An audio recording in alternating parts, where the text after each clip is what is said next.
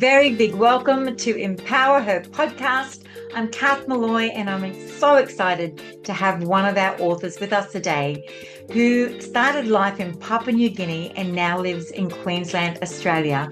And please welcome Alex Harris. With more than 300 million in property sales since starting Noosa for Sale, Alex has entrenched herself as a trusted and skilled real estate agent, delivering solid advice, exceptional service and results with honesty and integrity. Outside of real estate, Alex is best known for her creation and funding of the national crowdsourced koala map, koalatracker.com.au. Alex is also known as a generous supporter of local charities and causes and is a big part of the Sleep Outs. A very big welcome to Empower Her podcast. So Alex Harris has a massive life learned skills, and her chapter is chapter 7. Lessons on resilience. Now, I'm going to read a little bit about this, Alex, before I bring you in, and then we're going to ask a few questions. So, resilience is underrated! Exclamation. This is the big quote. Resilience is underrated. Tip 1, resilience is underrated. I just want to say this a few times because sometimes we need to let that really sink in. If there is just one thing you take away from my story, this is the most important. A little adversity is not a bad thing. It builds character, discipline, and resilience. The ability to get up and go again, setback after setback, well, that's the story of my life. Thank you, Alex. And I think this is a beautiful place to start. Thanks, Kath. Tip 1, resilience is underrated. So I'd love to hear from you. Take us back to why it is so important to be able to get back up again. Well, because life throws us curveballs, and however planned we are, however educated we are, however funded we are, life throws us curveballs, and we get the unexpected at the most unexpected moments.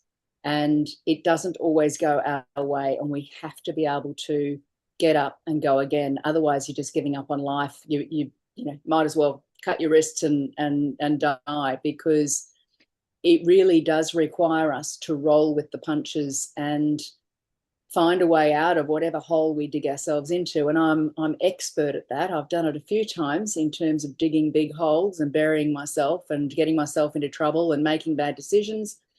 Choosing wrong partners, including business partners, and then trying to find a way out of it. And if I didn't have that inner strength, that ability to rebuild, to reinvent, and the self-belief to know that I can do that, I wouldn't be here today.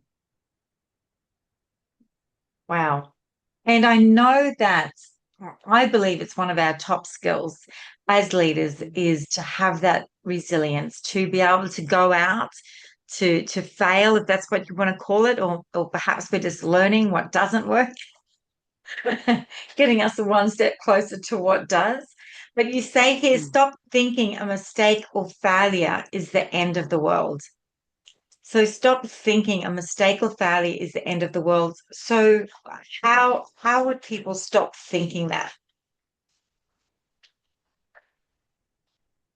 Well, I think the most immediate place we go to when something goes wrong is how devastating this is. We take it personally, it's emotional, and we can sometimes react irrationally to that and be reactionary rather than stepping aside, dealing with the emotion separately and trying to work out how to move forward. And sometimes that might require a few days out or longer even to recover and go again. But the fact is, just so many people think it is the end of the world. And especially if it's a business failure and it's something really public, they're too humiliated to just go again, and they hide. And I think this is really important to say, look, we shouldn't be so harsh on failures, because we aren't born with the knowledge of running a business. We aren't born with the knowledge to do all the things you and I are doing in this day and age. We learn it along the way. And part of that learning process means we will make mistakes. There's no question about that. And we just have to let go of the fear of making mistakes. Nobody is sitting there judging us. Most people are actually applauding us on the sideline saying, well done you for having a crack, you know. Yeah, I love that. Well done, you. Yeah, that's right. You know, the fear when you said fear straight away in my head, face everything and rise. And I think that's Mm. one of those sort of top tips that any of the listeners listening to this, you know, there are things that you are going to be fearing. And it could be the fact, fear, what will someone else think if I do this? You know, or will they be wishing me to fail? And all these stories we tell ourselves. But if there is something and you are listening, and it does make you a little fearful, then I believe you're on the tipping edge of something great. And so I go with the face everything and rise. And tip two in the book here we have is learning is in the failures. Okay. Learning is in the failures, reinvention the way forward. If we get everything right, we are forever in a zone of comfort. Comfort breeds laziness of ideas and effort. Wow. And it's quite easy to get comfortable. So tell us a little bit more about this. Well, I've been blessed to have an entrepreneurial streak. So I have started and closed several businesses. I've also been fired 100 times or thereabouts. I've lost count of how many times I've been fired, which is quite funny considering I'm actually an exceptional employee. um, but people who go through the corporate world, particularly, I think, are very comfortable, and they couldn't imagine starting their own business and taking those risks. Whereas if you have had a few failures where you've made mistakes and you've learnt from those mistakes, those people have a bigger appetite for risk and are more likely to try something really big next, if that makes sense. Oh, absolutely. So I guess for me, this now takes us really to tip three that I want to share. Just a couple of these little things from the book, which is how we handle money can be the difference in whether we succeed or we don't. And you go on to say specifically, what lessons are you teaching your daughters around money? So, for those of you listening, what lessons have you taught your children around money? And you say at age 15, I learned that having money could change the balance of power. And I would love you to speak to this. Tell us, take us back to when you were 15 and how that happened. Well, the whole money thing is a little bit off topic from what you asked us to write about, but I think it's a really critical skill for women to have. And if we're empowering women, we need them to understand the importance of money, and money is not a dirty word. The more you have, the more you can do and give. So going back to learning about balance of power, I was 14. I'd just done grade 8 at Bridgetine Girls College, a lovely little Catholic girls' school in Brisbane. I think there was only 400 students at the time. And I'd finished grade 8. It was January going into grade 9, and I was going on 14. And my father said that he was sick of paying school fees. He had paid for boarding schools for my siblings, and he was done with that responsibility. If I wanted to continue at a private school, I had to pay those fees. And otherwise, I could start at Indooroopilly State High. But having started at Bridgetine, I wanted to stay at Bridgetine. I had friends there. I loved the teachers. I loved the school. It was a safe place. It was an academic school. The nuns were incredible in their encouragement of the girls to be academic. We came through. We didn't have home economics and cooking and sewing or any of those things. We were academic, and the nuns wanted us to excel. So I didn't want to leave that school. So I thought about how I could stay there, and that meant I had to earn some money, of course. So I was already doing some babysitting, but it was just here and there, a couple of days or a couple of nights a month.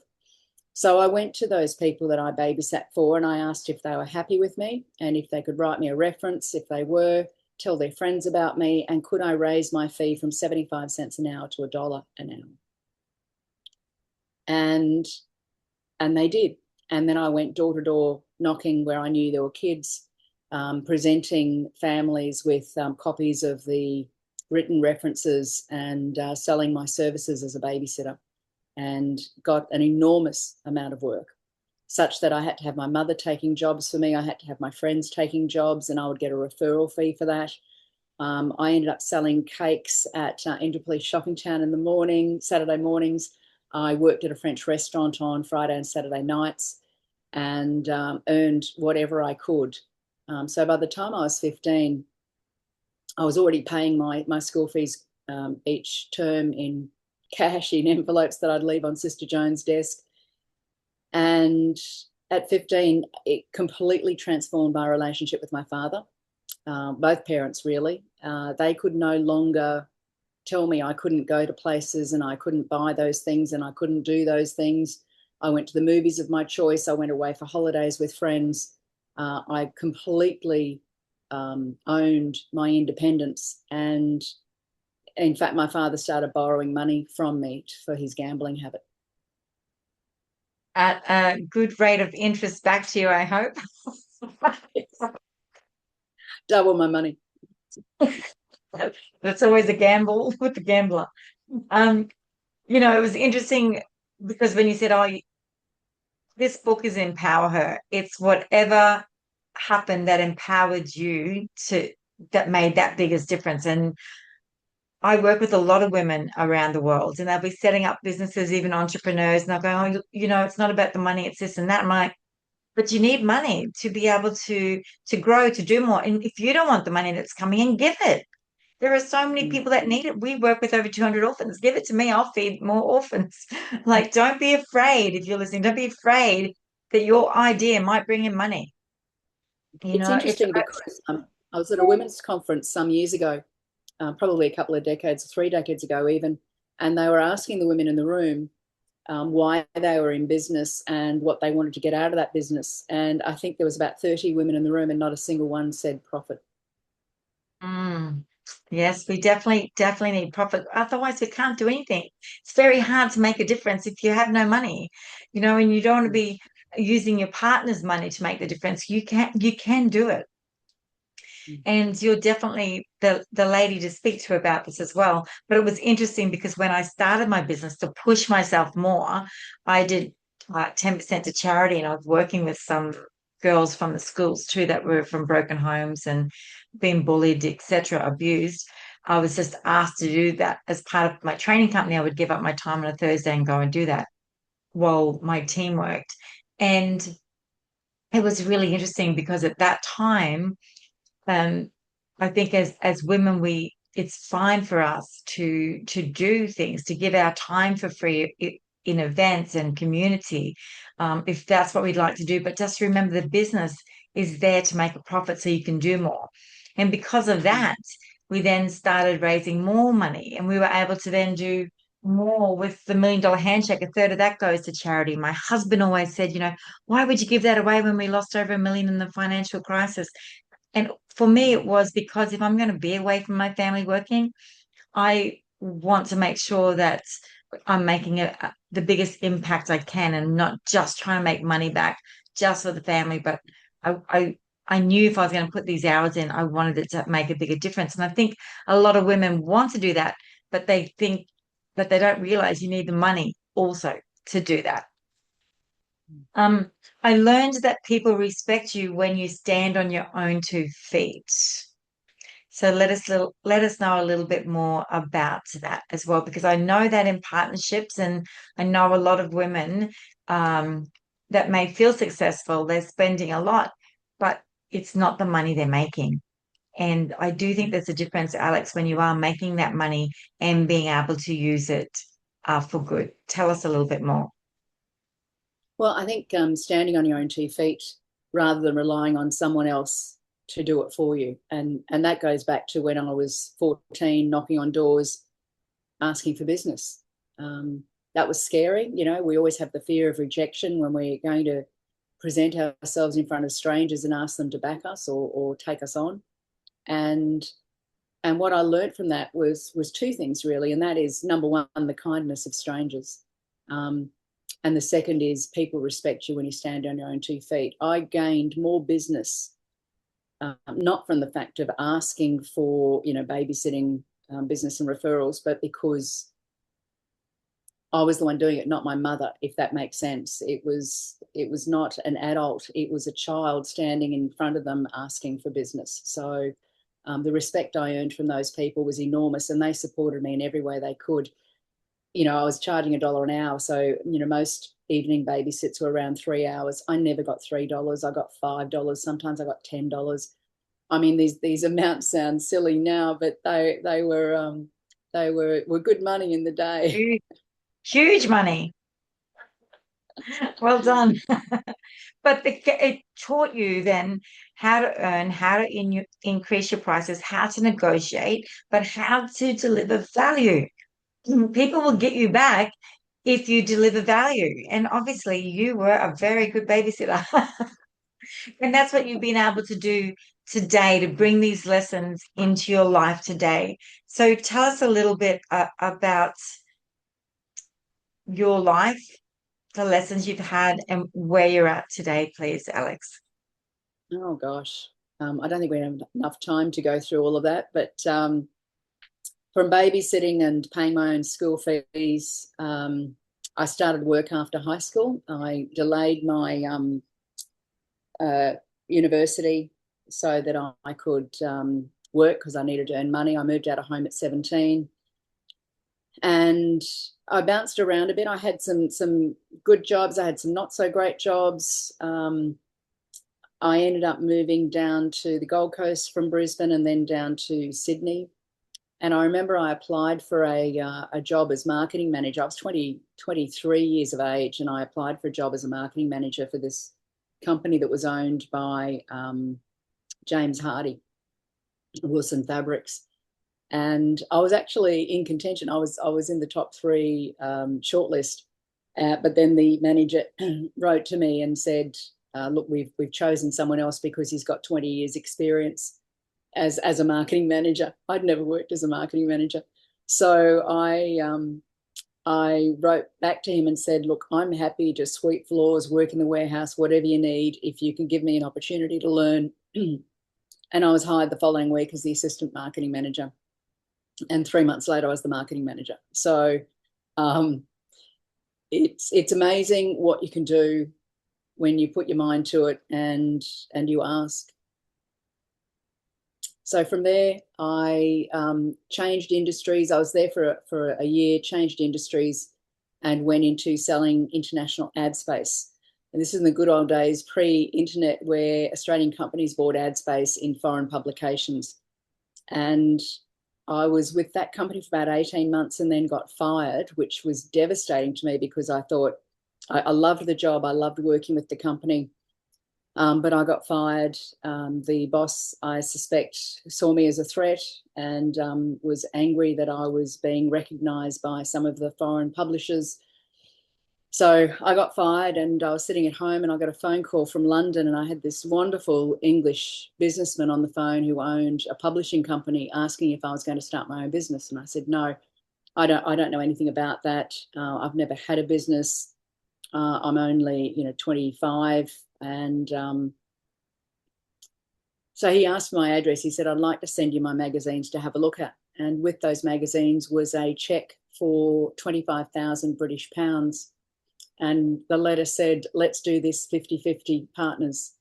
And so I started a business and had to go to ASIC and register a business name and a proprietary limited company and get bank accounts, including foreign currency bank accounts. I was learning on the run. I was just getting everything I knew I had to get in order, but I'd never done it before. And started an international media business with a partner in London who I'd never met at that stage. And in 4 years, took it from 4 publications from him across 4 countries to, I think it was 99 publications across 40 different countries with 4 staff and $1 million turnover 3 years later. And I ended up selling the business, my share of the business, to one of my staff members for $1 because she'd bailed us out of a cash flow situation as I was moving to the States because I fell in love with an American. I moved to the States. and started from scratch in the US. I went and got a job as a stockbroker with Merrill Lynch in Chicago. Worked in that till I was fired, and started North America's first finance and business journal for women called Winning Strategies, and won heaps of awards with that, lots of editorial, great press across the country on TV and radio and print, but ultimately had to close that because it wasn't making any money, and never would get to the numbers that we needed to get to. And then we came back to Australia, and I started as a pitch consultant in Sydney, changed that business to be more around public relations, and then evolved into providing advice on corporate reputational risk, wrote a book on reputational risk, spoke around Australia and internationally on corporate reputational risk and corporate impacts on human rights and environment, worked myself to the bone, working 24/7. I had all these fabulous companies, like I have an investment bank in Iceland called Glitnir was my client. I had a coal mine in Mozambique, an economist in Hong Kong, a gold mine in Western New South Wales, a tungsten mine in North Queensland, a geothermal mine in Tasmania. Loved the work, but was instantaneously impacted with the GFC and the Icelandic bank going out of business overnight. And then the coal mine in Mozambique had to shut down operations, and other things happened, and mining companies closed and building companies closed. And I was left in 2012. I had one client left, and it was a local building designer, Chris Clout, and I'd worked with him for 3 years from when he started his business.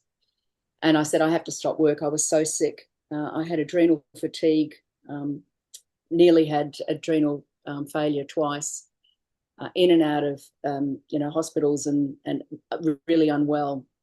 And I had to stop work. So I rang my mother and asked if I could come and stay with her for 3 months just to recover, because I knew I just needed to take time out. I had truly burned myself out. And that was really hard, at 49, selling everything I owned, and letting go of the rental I had in Noosaville and moving out to Ipswich where Mum was living. And I didn't get to sleep in the spare bedroom. She set up a bench for me in the garage, so I slept in the garage for 7 months. Really came close to slitting my wrists at that point. It was devastating to me, and I struggled with having achieved so much in my life to be in a position of absolute financial destitution and no work and no ability to get work, because I just couldn't. I didn't have the capacity to work.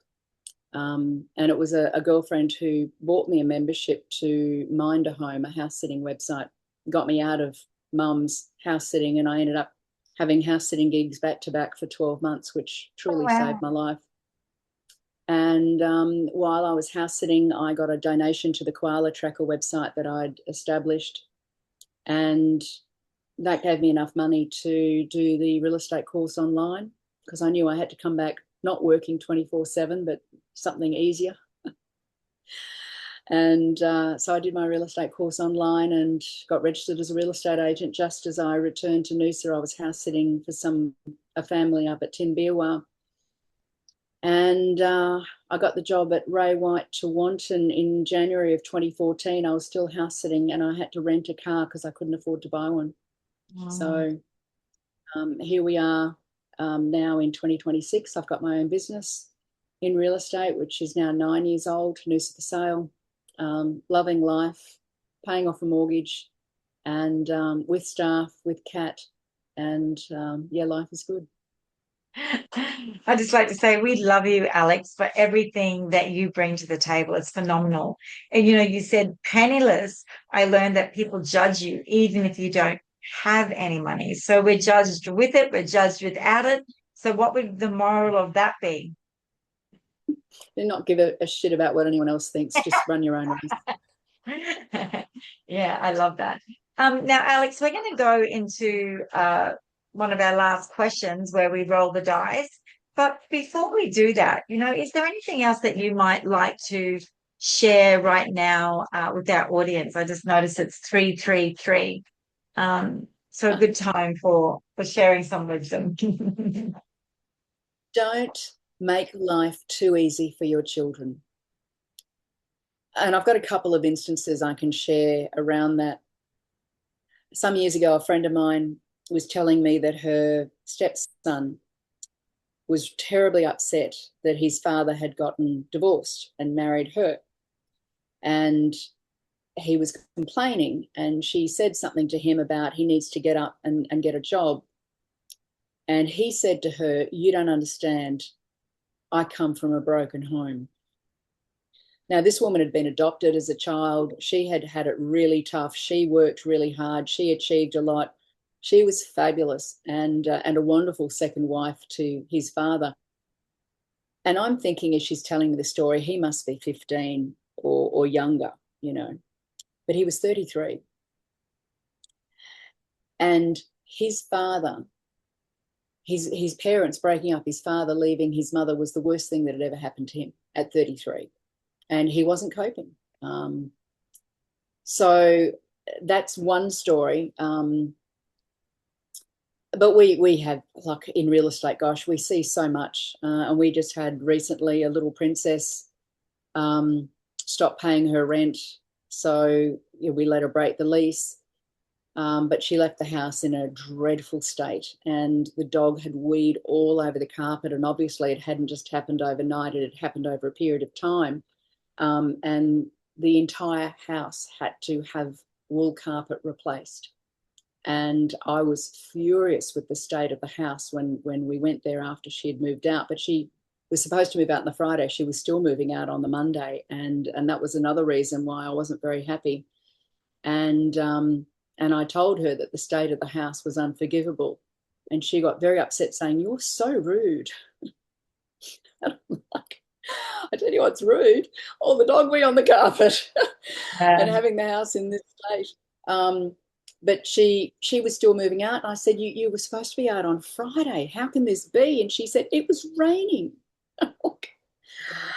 Oh, gosh, what do adults do when it's raining? They carry on. I was just flabbergasted. And again, this woman at 20-something had never had any adversity, didn't know how to cope with things not going her way, and was lashing out and sulking and not doing what she was supposed to do. It's crazy if we do everything for our kids and we always say yes to them, where they've never had no and never had to meet a deadline that they don't like or deal with something they don't want to do. As an adult, they're not coping with life at all. And that's why we had so many issues with mental health with the youth through COVID, because they couldn't cope with the change and the restrictions. I just think, it goes back to resilience is underrated. We've got to teach our kids resilience, and we've got to start at a young age. Yeah. And they've got to accept if they don't get an assignment in, that it's only them that it comes back on. I remember some of the mums used to go, "Oh, Kath, wasn't that a hard assignment they had to do in this?" I don't know. They did it. Yeah. And there are an incredible number of parents who do those assignments for their kids. It's madness. It was really interesting because when my children went up to university, they didn't have the highest OTs as some of the others, but they went through, they did their degree, two of them did. That's what they wanted to do. And one's a cardiac scientist and he works in the heart hospital in Oxford. And not that that's like better or worse than anything else, but what I'm saying is, when your kids get to do their work themselves, when they fall themselves, when they pick themselves back up again, they can see that they can get to do anything if that's what they want to do. All my daughter wanted to do was be a teacher, and she is like the most phenomenal teacher. She's amazing. Everywhere she wanted, they wanted to give her a job. They always promoted her next minute. Well, Jackson's chief, and she's running a grade. And I do believe it's because the only person that could pick them up if they fell or failed was themselves. Absolutely. We're there for the hugs, for the cuddles, for the encouragement, but not to do their life lessons, not to do their work for them. And No Yes. one did it for me. It's not to say, of course, when they were young, we'd always read the times tables and the spelling and read books, endlessly reading books. All of my children love books. I would always read before bed. Um, but I do think that we have to have those lessons ourselves. Mum never sat down and did my homework. Dad never sat down and did my homework. So I'm not quite sure when all that changed. Maybe Yeah. we had a lot more bored parents. I don't know. They probably don't do it today because of the phones and all the social media. Who knows? But yeah, it was interesting to see, and also sad to see, these children dropping out of uni with these amazing OPs, but it was just that to sit down and have to do everything themselves after so much of it had been Yeah. shared, well, it was probably a weight, you know? Yeah. And And you are who you are because of the adversities that you have faced and overcome. And the same with me. I wouldn't go so far as to say I wouldn't change a thing, but I like who I am, and I am who I am because of what I have gone through, and basically what I've survived and what I've rebuilt each time. Picking yourself up. I'm a better person for it. yeah, that's so good. What's your best decade, Alex? What did you love? So I'm speaking to Alex, who's been through the 20s and 30s and 40s and 50s. What Yes, was and the the best? um, gosh, the 20s were fantastic. Great jobs, killing it. Bought my first property at 21. Um, really, really lots of success, lots of adventures, lots of travel, lots of meeting incredible people. The 30s were exciting. I wasn't earning as much, and I was married and looking after stepsons and all that sort of stuff, living in a foreign country, but that was exciting. And publishing a magazine and traveling the country as editor and interviewing incredible women, that was fantastic. um, and in my 40s, working in this public relations field and becoming a writer and speaker on a specialist topic, and bringing ESG to boardrooms that they hadn't considered, environment, social governance as issues as they had been in the US, so I could bring that US experience to Australia. Um, 40s were fantastic, and late 40s, that blip, being penniless and homeless and dealing with all of that, but still finding the kindness of strangers just extraordinary, and meeting wonderful people and having great experiences, and then coming into my 50s working as a rookie real estate agent, earning nothing, renting a car because I couldn't afford to buy one. All the decades have been incredible. I couldn't say one was better than the other. They're all very different. Um, I'm hoping that my 60s will be calmer and easier. But Just laughing yeah, because I mine couldn't. don't seem to be. Yeah, But yes. yes, it, Well, it my, is what my, we make my it. neighbours have bought me a set of golf clubs, so I'm supposed to learn how to play golf and play with them, and I haven't done that yet. So Oh, that's well, on my maybe list. maybe that's something we can do. I started doing that years back, but work, life balance, all that stuff got in the way. Now, can I thank you for sharing everything. I hope everyone has enjoyed listening to your journey as much as we have over the years as well. Now, I'm going to roll the dice. What number would you like? 5. That's the number you got. Ah, Ooh, it's one. All right. One, right? The younger you, we've just been speaking about this. What version, or what would you say to the version of you who almost gave up but didn't? mm. I don't think there was ever a time when I was young that I was near giving up. You couldn't stop me when I was younger. Um,